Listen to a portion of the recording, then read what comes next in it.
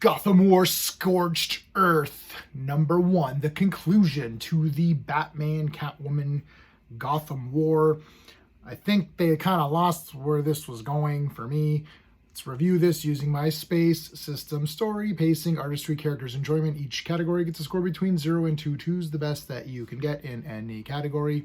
I'm going to give the storyline a 1. If you get a 1 in every category, that's a pass. So 0 is bad, 1 is good, 2 is great. I'm going to give it a 1. It was good, but I do think that they lost their way.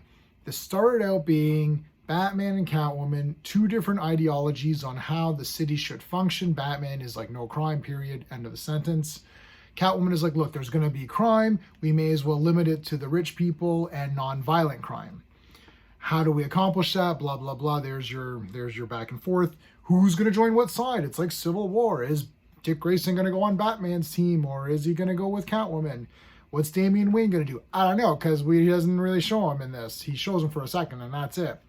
Jason Todd, what's he going to be up to? Well, we focused a lot on Jason Todd and Batman, if you've been reading along, kind of mess with his mind. But is it really that other Batman, Zur, or whatever? I can never remember his name. I do have his figure, though. Where's his figure?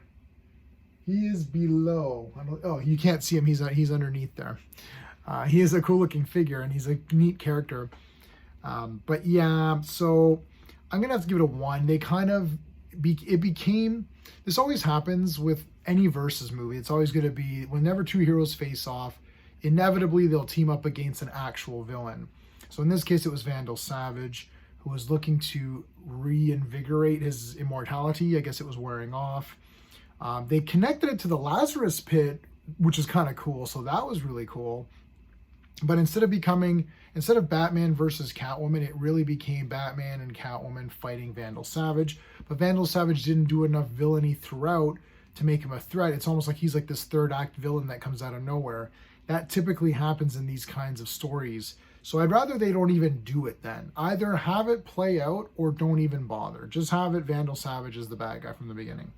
The other villains team up to do nothing. Like, they just team up and get beat. So I don't like when a bunch of villains team up and then they're defeated in like a couple of pages. So why is the Scarecrow a formidable villain if they can just defeat him and Mad Hatter and Professor Pig and Ventriloquist, and Two-Face? Like, if they're all together and they just get defeated, I'm like, well, then that's not, what is that? So I'm giving it a 1. Pacing, I will give the pacing a 1.5 though, because I was not bored. There's some fights and stuff, so it was pretty good. Art, I'm going to give the art a 1.5 as well. I actually like the art in this comic. It fits it fits with the tone. Again, I'm judging this comic based on itself and the expectations you have to purchase this. I'm not judging the art or the writing versus Watchmen or, something against like Alex Ross art or something like that. It's not, like, I'm not saying, oh, this is better than Kingdom Come or something. Like, I'm just saying it's good for this comic. I won't spoil it in case if you haven't read far enough. The characters, I'll give it a 1 because I like the characters, but I don't like this Batman. Oh, he's possessed now. Like, I don't know. It just feels like why is this happening? I don't get it. We'll see how it goes. I haven't read Batman 139 yet, but I will read it. I'm catching up on last week. So I still like the character, so I'm giving it a passing grade. For enjoyment factor, I'll have to give it a 1. I liked it, but I didn't love it. So we're giving it a pass in every category with a little bit of extra points for the pacing and for the art. So it's going to give me a grand total of a 6 out of 10. So a 5 out of 10 is a completely average comic where you'd be like, that was good.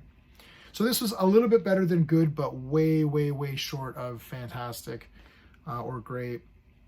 I think it started off really good, very strong, and it kind of lost its way. Sometimes I feel like a lot of these comics, this is a very modern way of thinking where they're like, oh, we're going to have this epic 6, 7, 8 part thing. And you're like, is the story really going to play out that long?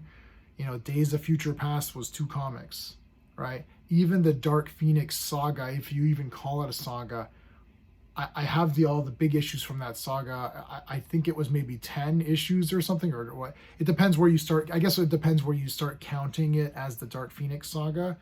But that's a saga. That's a very famous saga, and it wasn't that long. Like, this is almost, I don't know if this is almost as long as that, but it went through several titles. So there's at least 5 or 6 of these, maybe 7 or 8 of these. I don't remember now. And you're like, wow, did it really need to be that? Like, all the Jason Todd issues you could just throw out. I don't think they were really anything to be, read that really mattered. So ultimately, though, I still really liked it. I didn't love it. So let me know your thoughts in the comments about this entire thing. You can talk about this issue if you want, or the whole entire story of the Gotham War. We're moving on now to something else, so we'll see how that goes. And if you like this kind of style of reviewing, my space system and all of that, please like the video and subscribe. I always forget to remind people to subscribe. So I really appreciate it. We've passed 1,000, which is great. We're trying to get to 1,500 if possible. We're still quite a ways away, but plugging away, guys. Thank you so much. All right, until next time.